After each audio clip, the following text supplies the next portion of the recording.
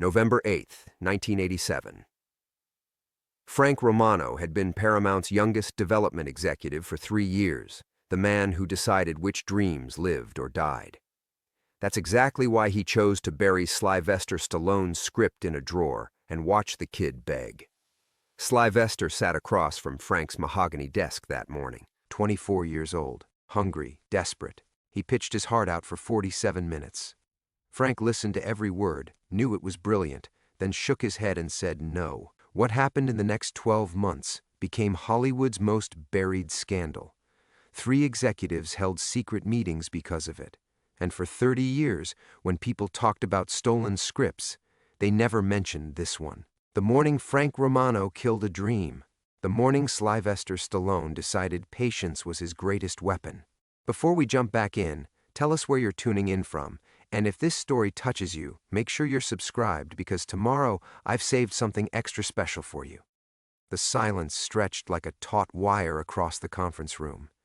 Marcus Kellerman's manicured fingers hovered over the manila envelope, his weathered face cycling through expressions. Confusion, irritation, then something approaching fear as he glimpsed the top photograph through the translucent paper.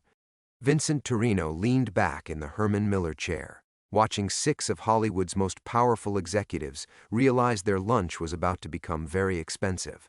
The late afternoon sun streaming through floor-to-ceiling windows cast long shadows across the polished table, turning the sterile space into something resembling a courtroom. "What is this?" Kellerman's voice had lost its dismissive edge. "Insurance," Sly replied, his tone conversational. 23 years' worth. The other executives, 2 VPs, a development head, and Meridian's chief counsel, leaned forward like vultures sensing carrion. But Sly had performed this dance before, in smaller rooms with smaller stakes. He knew the rhythm of desperation, had perfected it during his own lean years when studio heads held his career hostage. Kellerman's hand trembled slightly as he fully opened the envelope. The photograph on top showed him shaking hands with Anthony "Fat Tony" Marcelli outside a Brentwood restaurant in 2019. Below it, bank statements detailed wire transfers totaling $4.7 million to shell companies in the Cayman Islands. "You son of a bitch." Kellerman's whisper carried more admiration than anger. Sly pulled out his iPhone, thumb hovering over a contact labeled Sam Morrison, FBI. The gesture was theatrical, but theater had always been his strongest suit. "Here's what's going to happen," Sly continued, his voice carrying the same quiet authority that had once commanded action sequences with $50 million budgets. "Meridian Pictures is going to greenlight my father's story. Full creative control, $28 million budget, a list cast of my choosing." Development head Rebecca Costa finally found her voice. "This is extortion. This is Tuesday." Sly's smile was wolfish. "And before you consider calling security, you might want to look at page 4. The photograph showed Costa herself in what appeared to be a very compromising position with a certain married senator's wife. Below it, expense reports documented campaign contributions funneled through Meridian's Political Action Committee, contributions that violated a dozen federal election laws. The room's temperature seemed to drop 10 degrees. Outside, Century City hummed with its usual blend of ambition and desperation, but inside this glass box, 6 careers hung in the balance. "How long?" Kellerman asked, his legendary poker face finally cracking. "Have I been collecting?" "Since 1987. You people made the mistake of thinking I was just another pretty face who could throw a punch." Sly stood, straightening his Tom Ford jacket. "But I've been watching, learning, waiting." The truth was more complex than his theatrical revelation suggested. Vincent "Sly" Torino hadn't planned this moment. He'd been driven to it. 3 years of watching his father's story get rejected by every major studio had worn him down to bone and sinew. The war hero who'd saved 13 men in the Mekong Delta deserved better than Hollywood's casual dismissal. But somewhere during those 3 years of rejection, Sly had remembered the insurance policies he'd been building since his first big break. Photographs taken at the right parties, conversations recorded during cocaine-fueled script meetings, financial irregularities noticed and documented. In Hollywood, information was the only currency that never depreciated. The FBI is very interested in offshore gambling operations, Sly continued, enjoying the way counsel Patricia Neumann flinched, particularly ones that launder money through production budgets. He moved toward the windows, hands clasped behind his back like a general surveying a conquered battlefield. Below, the city sprawled toward the Pacific, an empire built on dreams and sustained by secrets. My father fought in Vietnam for 18 months, saved 13 lives, came home to nothing, no parades, no recognition, just protesters spitting on his uniform. Sly's reflection in the glass looked older than his 58 years, weathered by decades of playing other men's heroes, while his own family's heroism remained unsung. He died believing his sacrifice meant nothing. The room held its collective breath. I'm going to make sure the world knows otherwise. Sly turned back to face them, his expression hardening. And you're going to help me. Kellerman was already reaching for his phone, presumably to call his lawyer, when Sly raised a cautioning hand. Marcus, before you make that call, you should know. Copies of everything are with my attorney, my accountant, and a very reliable journalist at the Los Angeles Times. Insurance policies need beneficiaries. The studio head's hand froze midway to his phone. So, Sly said, settling back into his chair with the satisfaction of a man who'd finally played his ace after decades of holding losing hands. Shall we discuss my father's movie? The most dangerous person in any room, he'd learned, wasn't the one with the most power. It was the one with the least left to lose. The boardroom's silence stretched for another heartbeat before Marcus Kellerman slowly set down his phone. His eyes, cold as January fog rolling off the Pacific, locked onto Sly's face with the calculating intensity of a man accustomed to buying and destroying careers before breakfast. You want to discuss your father's movie? Kellerman's voice carried the deceptive calm of deep water. Fine. Let's discuss it. But Sly barely heard him. The mention of his father had opened a door he'd been keeping carefully locked, and now memories flooded through like water through a broken dam. Not the sanitized Hollywood version he'd pitched for 3 years, but the raw, unfiltered truth that still woke him at 3 a.m. Anthony Vincent Torino Isiner, 1952 to 2019. Bronze star, silver star, purple heart with oak leaf cluster. The medal sat in a shoebox in Sly's Malibu safe, alongside letters his father had written but never sent, letters to the families of the men he'd saved, apologizing for surviving when their boys hadn't come home. Sly's throat tightened.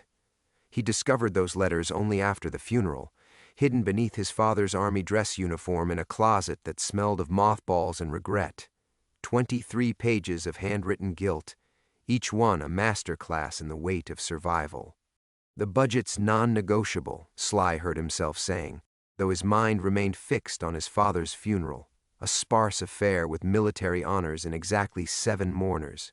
28 million, same as you spent on Velocity Squad 3, which earned back 16. Rebecca Costa shifted in her chair, the leather creaking like old bones. That's different. Franchises have built-in audiences. So do war stories.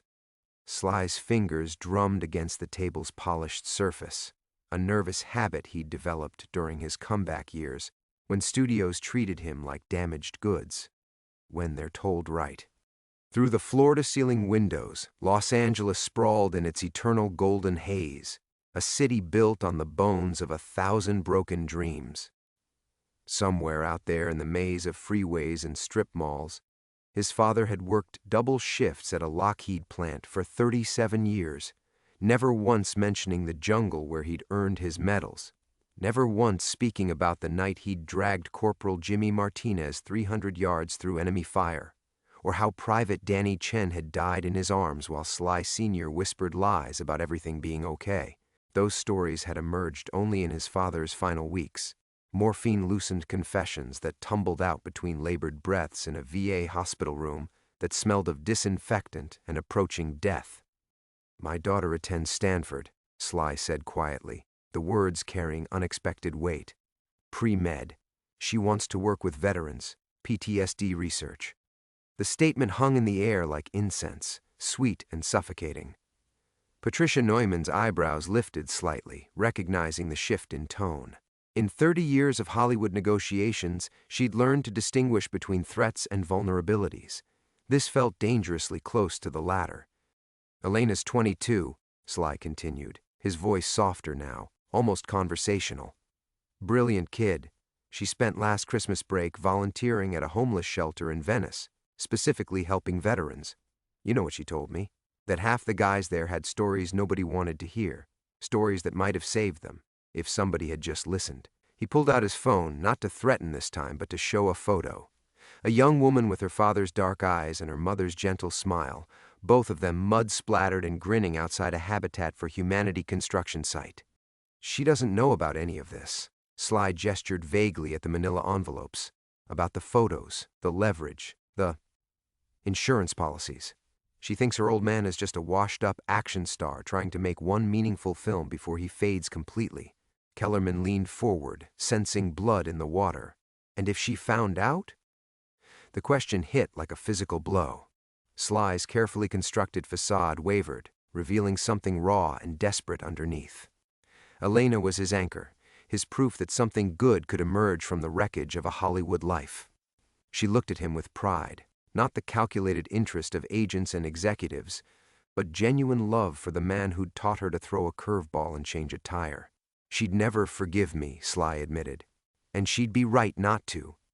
The admission settled over the room like dust after an explosion.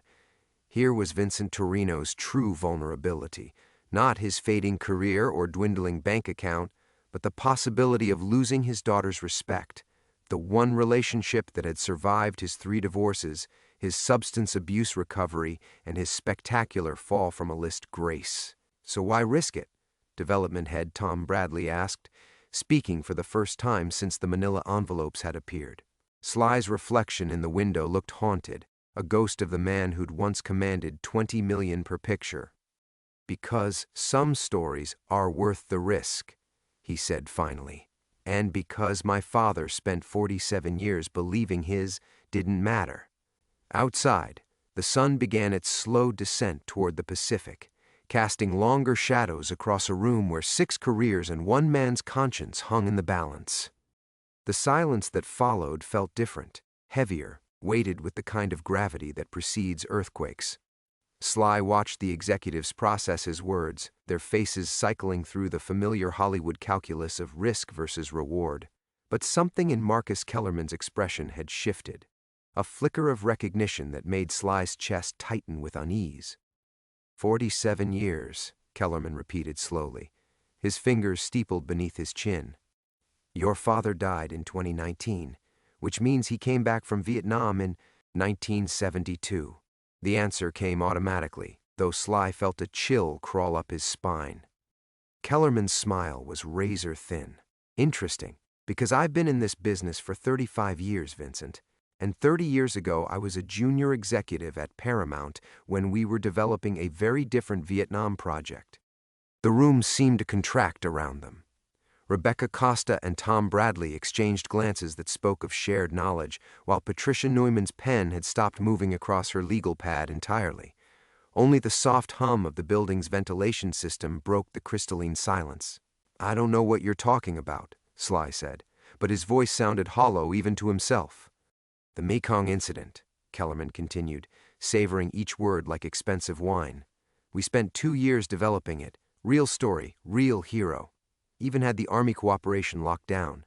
He paused, letting the weight of revelation build. The hero's name was Anthony Vincent Torino. The world tilted sideways. Sly's carefully orchestrated power play crumbled like sandcastles before a tide he hadn't seen coming. His father's story, the one he'd pitched desperately for 3 years, the one he'd been told was uncommercial, uncinematic, unmarketable, had already been Hollywood property once before. That's impossible. But even as he spoke, memories began reshaping themselves. His father's strange reaction when Sly had first mentioned wanting to tell his story. The way the old man's eyes had gone flat, distant, before he'd muttered something about Hollywood, vultures, and changed the subject. Kellerman reached into his briefcase and withdrew a manila folder of his own, one significantly thicker than the blackmail packets Sly had distributed. Development notes, character breakdowns, 3 different script drafts. We were 6 weeks from principal photography when the project got killed. Sly's hands trembled as he opened the folder. The first page was a treatment dated March 15, 1994, the Mekong incident, the Anthony Torino story. Below it, a cast list that read like a who's who of mid-90s action stars, and at the bottom, in red ink that had faded but remained legible, project terminated by Army request, MK, why? The word escaped as barely a whisper. Because your father came to us, Rebecca Costa said, her voice carrying an unexpected gentleness. March 23, 1994. I was there, Vincent, a junior development assistant, but I was there. He walked into this very building and begged us to stop. The folder slipped from Sly's nerveless fingers, pages scattering across the polished table like fallen leaves. His father had known and said nothing for 25 years, while Sly chased the very dream his old man had personally destroyed. He was terrified, Costa continued, not of the publicity or the attention, but of something else, something he wouldn't tell us. He just kept repeating that there were things about that night in the jungle that needed to stay buried. Sly's reflection in the window looked like a stranger, a man whose entire mission had been built on quicksand. He never told me. Because he was protecting you, Kellerman said, and protecting others. The manila envelopes that had seemed so powerful minutes before now felt like children's toys. Sly stared at them, understanding with crystalline clarity that he'd brought a knife to a gunfight, but the gun wasn't pointed where he'd expected. The men he saved, Tom Bradley spoke up, consulting notes from Kellerman's folder. 3 of them are still alive. One of them is Senator Charles Morrison. Another is Federal Judge William Chen. The third, he paused, glancing at Kellerman. The third is Deputy Director Harrison at the FBI, the same FBI contact whose number Sly had been threatening to call. The pieces fell into place with sickening clarity. His father hadn't just been a war hero. He'd been connected to people who'd shaped the last 30 years of American power men, whose careers and reputations hung on secrets buried in Southeast Asian jungles. Patricia Neumann finally spoke, her voice clinical and precise. Your father's medals weren't the only thing that came home from Vietnam, Mr. Torino, and some secrets are more dangerous than Hollywood scandals. Outside, the Pacific sunset painted the sky in shades of blood and gold, but inside the conference room, Vincent Torino felt the last traces of his old life slip away like smoke. He'd come here to tell his father's story, armed with weapons he'd thought were powerful enough to move mountains. Instead, he'd discovered that his father's story was the mountain, and it had been deliberately buried for reasons he was only beginning to understand. The game had changed completely, and Sly realized with dawning horror that he might not be the player he'd thought he was. The blood drained from Sly's face as he stared at the scattered pages of the 1994 treatment. His father's name repeated across the documents like an accusation, each mention driving the knife deeper into his understanding of everything he'd believed about his mission. I need air, he managed, pushing back from the table with unsteady hands. Sit down, Vincent. Kellerman's voice carried the authority of a man who'd commanded this room for decades. We're not finished. But Sly was already moving toward the windows, his reflection ghost-like against the darkening sky. His father had been here, in this building, 30 years ago, had maybe stood in this exact spot, looking out at the same view while begging them to bury the story his son would later die trying to tell. He protected you for 30 years, Patricia Neumann said quietly. The least you can do is sit down and listen. Sly's knees buckled. He collapsed back into his chair, the leather suddenly feeling like a trap. Everything, his 3 years of rejections, his careful accumulation of blackmail material, his righteous crusade to honor his father's memory, had been built on a foundation of lies. Senator Morrison, he whispered, his mind racing. Judge Chen. Deputy Director Harrison. Each name felt like a stone dropping into dark water. They're all still alive, still in power. Tom Bradley nodded grimly. Morrison chairs the Armed Services Committee. Chen sits on the Ninth Circuit. Harrison, he paused, glancing at Kellerman. Harrison runs counterintelligence for the Bureau. The implications crashed over Sly like a cold wave. These weren't just 3 men his father had saved. They were pillars of the American establishment, their careers built on decades of public service. that had somehow sprung from whatever happened in that jungle. And his father had spent 47 years keeping their secrets. What did they do? Sly's voice cracked like a teenager's. What really happened over there? The silence stretched until Rebecca Costa cleared her throat. Your father never told us. But he made it very clear that some stories are more dangerous than the people who try to tell them. Sly felt the walls closing in. His manila envelopes, his insurance policies, his carefully gathered leverage, suddenly seemed pathetic. What was a few million in tax evasion compared to secrets that could topple senators and federal judges? The journalist at the Times, he said desperately. My attorney, my accountant, they have copies of everything. Kellerman's laugh was dry as autumn leaves. Vincent, do you really think offshore gambling operations are going to matter if three of the most powerful men in America decide you're a problem? The weight of his miscalculations settled on Sly's shoulders like a lead blanket. He'd thought he was David facing Goliath, armed with stones that could bring down giants. Instead, he'd wandered into a battlefield where giants had been fighting for decades, and his pebbles were nothing more than noise. His phone buzzed. A text from Elena, Dad. Can't wait to see you this weekend. Love you. The words hit him like a physical blow. Sweet, brilliant Elena, who believed her father was capable of noble things, who didn't know about the photographs, the leverage, the ugly machinery of Hollywood power that he'd been playing with like a child with dynamite. She can't know, Sly heard himself say.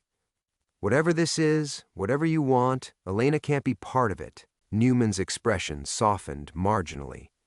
That depends entirely on your next choices. Sly's reflection in the window looked haggard, aged years in the span of minutes. Somewhere in this room was a trap he'd walked into voluntarily, baited with his own desperation to honor his father's memory. But the honor was tainted now, twisted into something he couldn't recognize.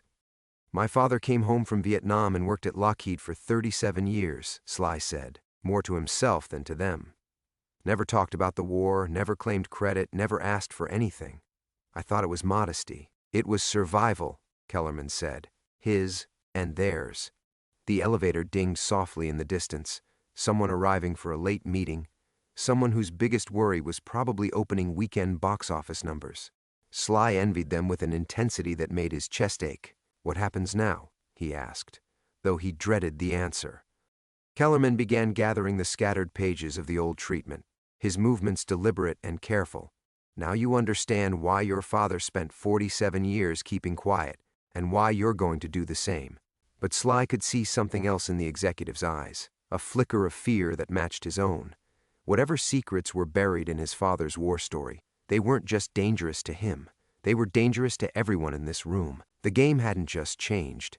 It had revealed itself to be something else entirely, something where the rules were written in blood and the stakes were higher than any of them had imagined. The conference room felt like a tomb now, the weight of decades pressing down on everyone present. Sly watched Kellerman's careful movements as he organized the 1994 treatment pages, each shuffle of paper sounding unnaturally loud in the sterile silence. You said survival, Sly finally managed, his voice hoarse. His and theirs. What did you mean? Kellerman paused, a page halfway to the folder, and exchanged a look with Rebecca Costa that lasted just a beat too long. In that brief moment, Sly saw something that made his blood freeze. Not just knowledge, but complicity. Your father saved 3 men that night, Costa said carefully. But he also saw what they did to the ones he couldn't save. The words hung in the air like poison gas. Sly felt his chest constrict as understanding began to claw its way through his denial. No, they were war heroes. My father's unit was... Your father's unit was compromised, Tom Bradley interrupted, his voice flat and clinical. Intelligence suggests they were running black market operations out of Saigon. Weapons, drugs, information. The night your father earned his medals wasn't just an enemy ambush. The room spun. Sly gripped the edge of the table, his knuckles white against the dark wood. 47 years of believing his father was protecting heroes, when he'd actually been protecting criminals. The men who died, Sly whispered, pieces falling into place with sickening clarity. They weren't killed by enemy fire. Kellerman's silence was confirmation enough. Outside the windows, Los Angeles glittered with 10 million lights, each one representing someone who had no idea they were living above a graveyard of buried secrets. Senator Morrison was a lieutenant then, Patricia Neumann said, consulting notes that she seemed reluctant to read. Chen was a communications specialist. Harrison was military intelligence. And your father, she paused, her lawyer's instincts warring with whatever obligation she felt to the truth. Your father was the only clean one in the unit, so why protect them? The question tore from Sly's throat like a scream. Why spend his whole life keeping quiet about murderers? Because they weren't murderers when he saved them, Costa said quietly. They were 20-year-old kids who made a mistake that spiraled out of control. And because the alternative was destroying 3 men who went on to serve their country for 5 decades. Sly's phone buzzed again. Another text from Elena, P.S. Finished my volunteer shift at the VA today. Met this amazing Korean war vet who reminded me so much of Grandpa. Can't wait to tell you about him. The irony was a knife twisting in his chest. Elena, pure and idealistic, working with veterans while her father sat 30 floors above the city, learning that her beloved grandfather had spent a lifetime protecting war criminals. The photos, Sly said desperately, grasping for any remaining leverage. The financial records. You still have just as much to lose. Kellerman actually smiled, a cold, reptilian expression that never reached his eyes. Do we? Because I'm looking at a man whose father was an accessory to war crimes, who's been blackmailing studio executives with illegally obtained financial documents.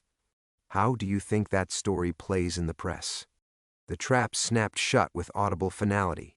Everything Sly had brought as ammunition could be turned against him, transformed from weapons into evidence of his own desperation and criminal behavior. Worse, it would destroy not just his career but his father's memory, and Elena's image of the grandfather she'd adored. There's more, Kellerman continued, savoring Sly's obvious distress. The Lockheed job your father held for 37 years? That wasn't coincidence. Senator Morrison arranged it. Judge Chen fast-tracked his security clearance. Deputy Director Harrison made sure his background check stayed clean. Your father wasn't just keeping their secret, he was being kept by it. The revelation hit like a sledgehammer. Every aspect of his father's post-war life had been orchestrated, controlled, managed by the same men whose crimes he'd witnessed in the jungle. Not protection, ownership. They owned him, Sly breathed, understanding flooding through him with nauseating clarity. And now they own you, Newman said with professional sympathy, unless you walk away right now and never speak of this again. Through the window, Sly could see his reflection superimposed over the city lights, a ghostly figure caught between the illuminated present and the buried past. His father had stood at similar windows for 47 years, probably wondering if each day would be the one when the weight of silence finally crushed him. But there was something else in his reflection now, something his father had never had. Elena's face, bright with hope and faith in her family's honor. The one pure thing in a legacy built on compromise and complicity. The question that would determine everything came down to this. How much of his father's poison was he willing to drink to protect his daughter's innocence?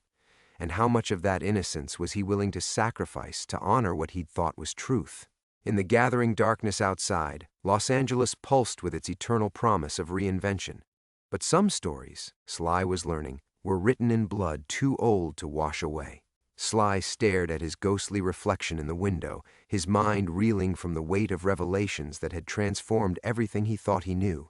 But something nagged at him, a discordant note in the symphony of his destruction that he couldn't quite identify. Wait, he said, turning back to face the room. You said my father came here in March 1994 to stop the movie, but the Army had already pulled their cooperation. Why would he need to? Kellerman's face went carefully blank. The timeline isn't important, Vincent. Isn't it? Sly's voice gained strength as his actor's instincts kicked in, reading the subtle tells he'd learned to recognize in decades of Hollywood meetings. You said the project was terminated by Army request. Then you said my father begged you to stop it. Which was it? The silence that followed was different from the others, charged with tension that had nothing to do with his predicament and everything to do with theirs. Patricia Neumann's pen had stopped moving entirely, and Rebecca Costa was studying her hands with sudden fascination. Both, Tom Bradley said finally, but his voice lacked conviction. Sly felt something shift in the room's dynamics, a crack in the foundation of their carefully constructed narrative. He pressed forward, his desperation transforming into a different kind of energy. "Show me the original termination order, the one from the Army. That's classified." "Bullshit." The word cracked like a whip. "If it was classified, you wouldn't have development notes and cast lists sitting on this table.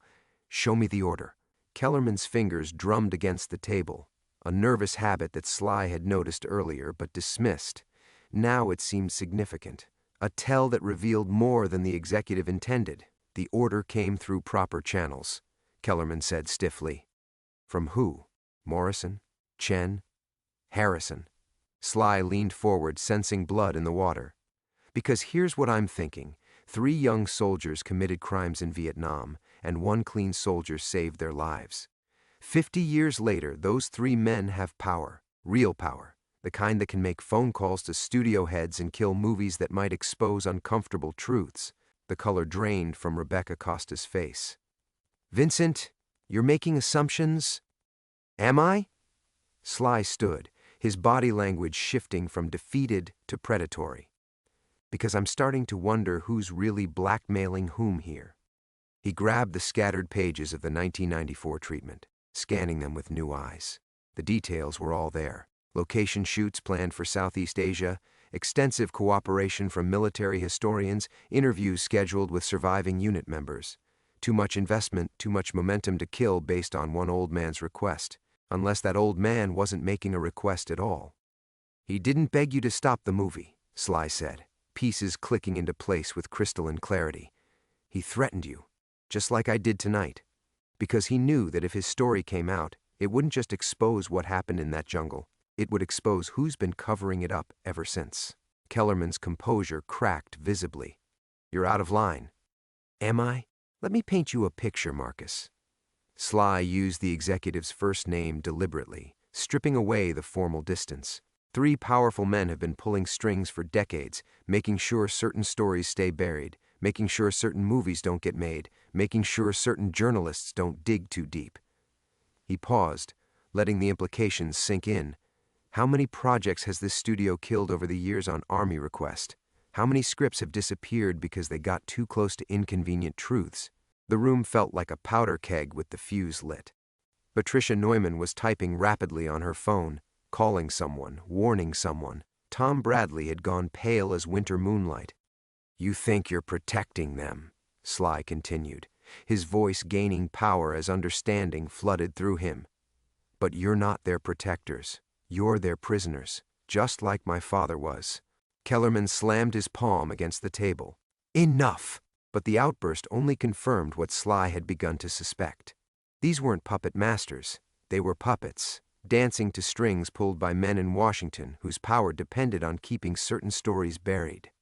"The beautiful thing about blackmail," Sly said quietly, "is that it works in all directions. My father figured that out in 1994. He realized that 3 war criminals turned senators and judges and deputy directors had just as much to lose as he did. More, actually. He gathered up his manila envelopes, but now they felt different in his hands. Not weapons of desperation, but tools of understanding. The game hadn't changed. He'd simply been playing it wrong, targeting the wrong people. "The question isn't whether you'll destroy me to protect them," Sly said, moving toward the door. "The question is whether they'll destroy you to protect themselves." Kellerman's voice followed him, sharp with genuine fear now instead of manufactured authority. "Where do you think you're going?"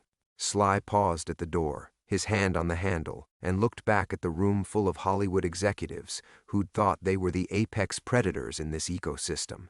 Their faces told him everything he needed to know about who really held the power.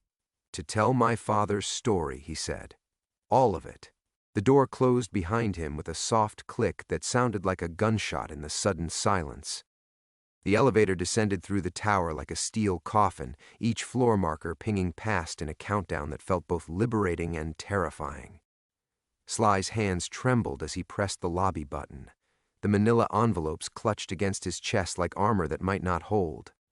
By the time the doors opened onto the marble expanse of the building's atrium, his phone was already buzzing with incoming calls. Kellerman Costa. Numbers he didn't recognize. The machine was already grinding to life. 30 floors above his head, making calls to Washington, to men whose power extended far beyond Hollywood's manufactured dreams. The night security guard looked up from his newspaper as Sly crossed the lobby, his footsteps echoing in the cavernous space. "Have a good evening, Mr. Torino," the man said with practiced politeness, probably unaware that he'd just witnessed a dead man walking.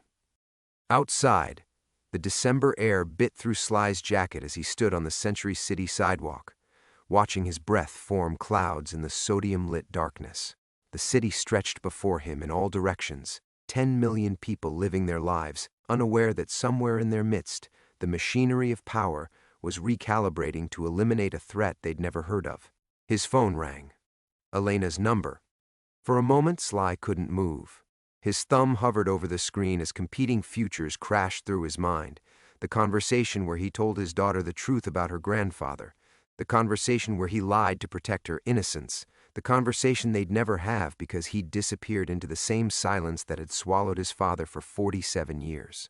"Dad?" Elena's voice was warm and concerned when he finally answered. "I just had the strangest feeling. Are you okay?" Sly closed his eyes, her voice washing over him like absolution he didn't deserve. Behind him, through the tower's glass walls, he could see lights still burning on the executive floors.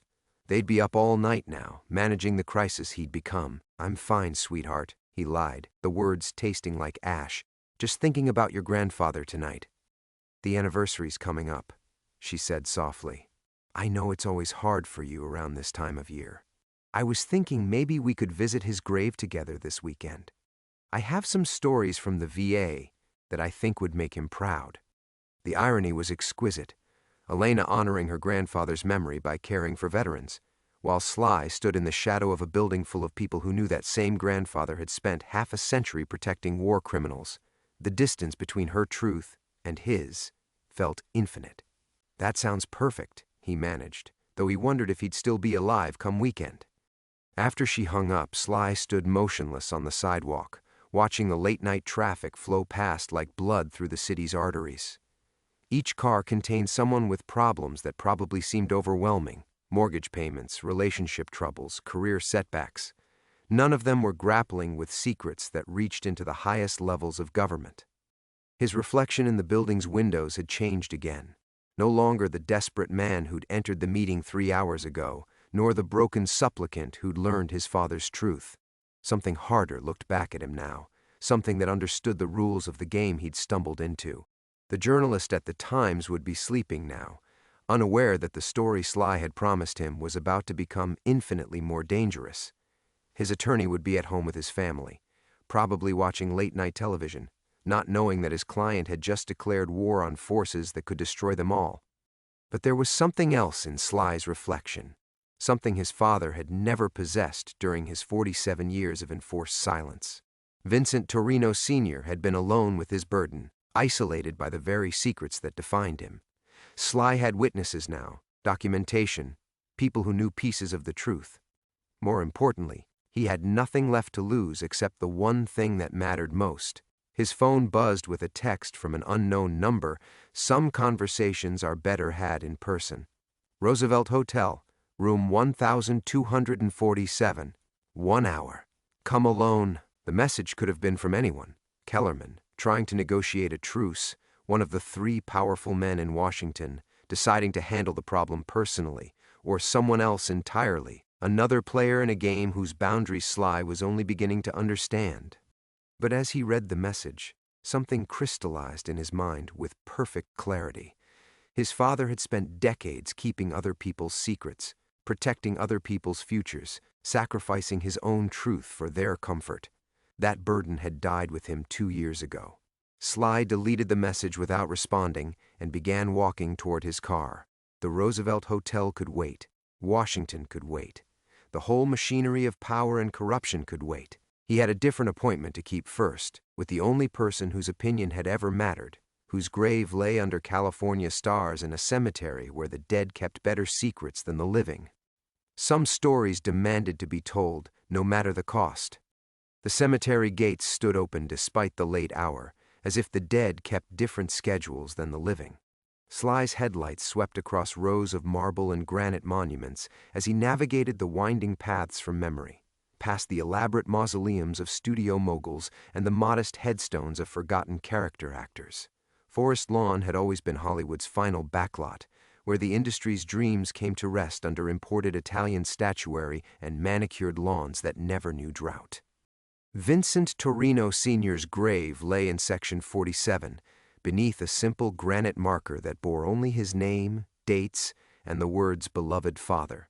No mention of military service, no reference to heroism or sacrifice, just the spare facts of a life that had lasted 75 years and revealed its deepest secrets only after death. Sly killed the engine and sat in the darkness, listening to the tick of cooling metal and the distant hum of freeway traffic. His phone had stopped ringing 10 minutes ago, which somehow felt more ominous than the constant barrage of calls. Silence meant strategy, planning, the careful orchestration of consequences that would rain down on him with surgical precision. But here, surrounded by the quiet democracy of death, those threats felt distant and somehow smaller. The manila envelopes lay on his passenger seat like sleeping serpents, their contents poisonous enough to topple senators and judges. Yet compared to the weight of his father's 47-year silence, they seemed almost manageable. Sly walked across the damp grass, his footsteps leaving dark impressions in the dew. The December night was crystalline clear, the kind of weather that made Los Angeles feel momentarily eternal instead of perpetually temporary. Above him, stars competed with the city's glow, winning in patches where the light pollution thinned. "I know the truth now," he said aloud, his voice carrying across the empty cemetery. "All of it." The words felt strange in the night air, both confession and declaration. He knelt beside the headstone, his fingers tracing the carved letters of his father's name. Vincent Torino Sr., the man who'd saved 3 young soldiers in a Vietnamese jungle and spent the rest of his life imprisoned by that single act of mercy. "You were 21 when it happened," Sly continued, speaking to granite and memory. "Younger than Elena is now. Just a kid who made one good choice and paid for it every day after." His phone buzzed once with a text message, but he ignored it. Washington could wait. The Roosevelt Hotel could wait. Even Elena's innocent faith in her grandfather's heroism could wait. This conversation had been 58 years in the making. "They used you," Sly whispered, his voice breaking on the words. "Morrison, Chen, Harrison, they turned your decency into chains, made your conscience their weapon. The truth sat between them like a living thing. 3 young soldiers had committed crimes in the chaos of war, and 1 clean soldier had chosen mercy over justice. That choice had saved 4 lives in 1966 and destroyed one of them over the following decades." But as Sly knelt in the cemetery darkness, another truth crystallized with perfect clarity. His father hadn't just kept their secret, he'd kept it from him. Even in death, even in the letters and documents hidden in the safety deposit box, Vincent Torino Sr. had protected his son from knowledge that could destroy him. "You never wanted me to know," Sly said, understanding flooding through him. The safety deposit box wasn't insurance. It was a test. The realization hit like physical force. His father had left evidence of Morrison's corruption, Chen's financial crimes, Harrison's abuses of power, but he'd buried the deeper truth about their shared guilt in Vietnam.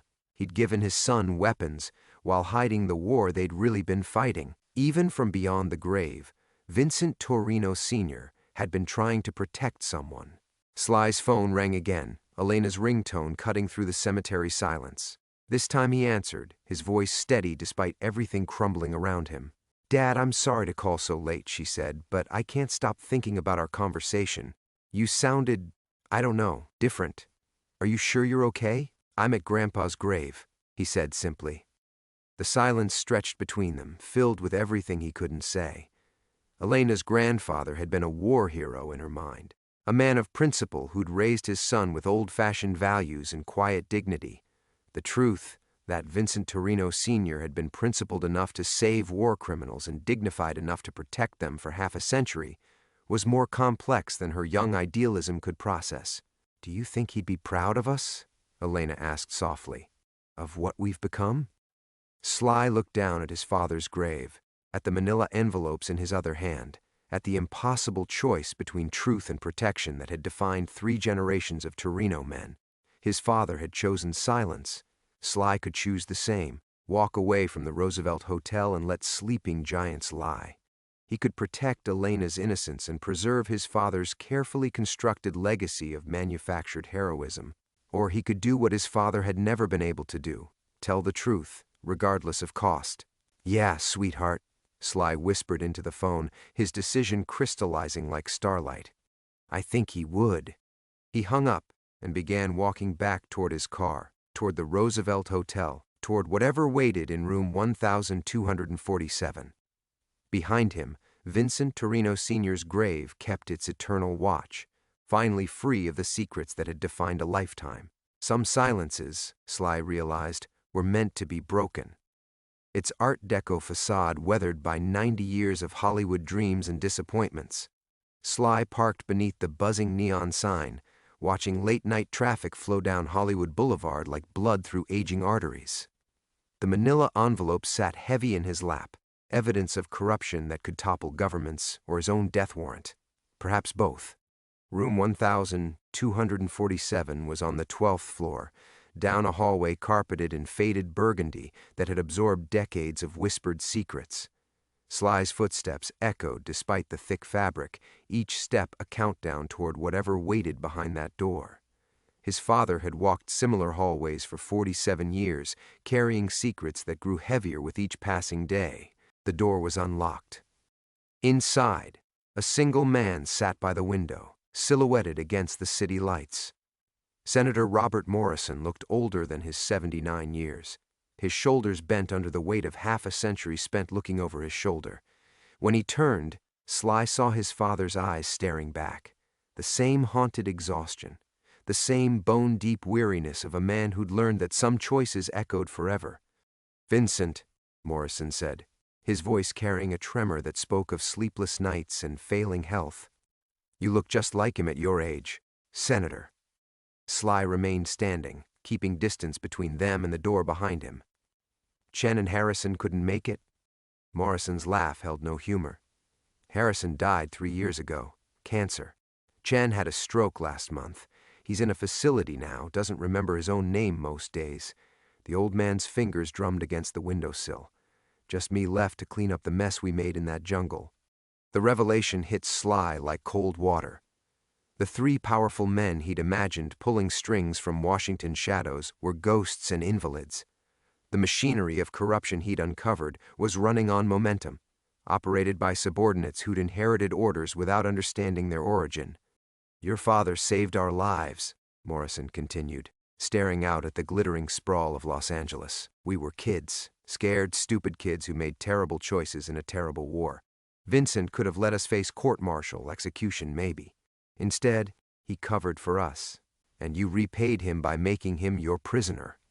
Morrison's reflection in the window was translucent, ghost-like. "We tried to help him. Money, jobs, opportunities.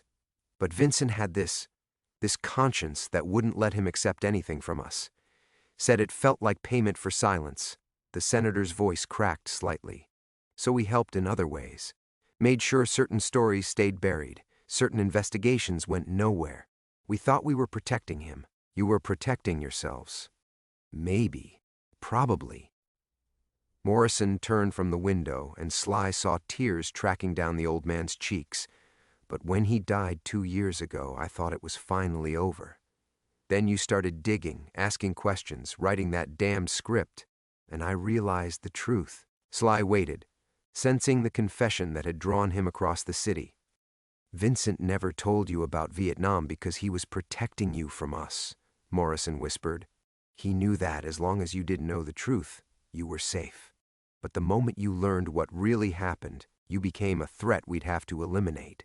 The weight of his father's final protection settled over Sly like a shroud. Even in death, Vincent Torino Sr. had been trying to save his son from the consequences of other men's choices. The studio executives, the phone calls, the pressure to kill your movie. That wasn't coming from us, Morrison continued. That was our people, operating on standing orders we gave decades ago, orders I can't rescind because officially none of this ever happened. Sly felt the foundations of his understanding shift. He'd been fighting shadows cast by dead men and dying memories, threatening institutions that had outlived the men who created them. "What do you want from me?" Sly asked. Morrison stood slowly, arthritis making each movement deliberate. "The same thing your father wanted, for this to end." He pulled a thick envelope from his jacket. Harrison's confession, written before he died. Chen's financial records. My own statement acknowledging what we did in Vietnam and what we've done since. Sly stared at the envelope, understanding its significance. "Why?" "Because I'm 80 years old and tired of being afraid," Morrison said simply. "Because your father carried our burden for 47 years while we built careers on his silence. Because some debts can only be paid with truth." Outside, the city hummed with 10 million lives pursuing 10 million dreams, most of them honest and hopeful and clean. Sly thought of Elena, sleeping peacefully in her apartment, unaware that her grandfather's greatest legacy wasn't the manufactured heroism she believed in, but the protection he'd bought with 47 years of silence. "Will it make a difference?" Sly asked, accepting the envelope. "The truth?" Morrison smiled for the first time, an expression that transformed his haunted features. "Your father thought it would. Said truth was like water. It always finds a way." An hour later, Sly sat in his car outside the cemetery gates, dawn breaking pink and gold over the San Gabriel Mountains. Elena would be waking soon, starting another day of caring for veterans, honoring the grandfather she'd never really known. The journalist at the Times would be checking his email, discovering the story that would define his career. And somewhere in Section 47, beneath a simple granite marker, Vincent Torino Sr. finally rested in peace, his long watch ended.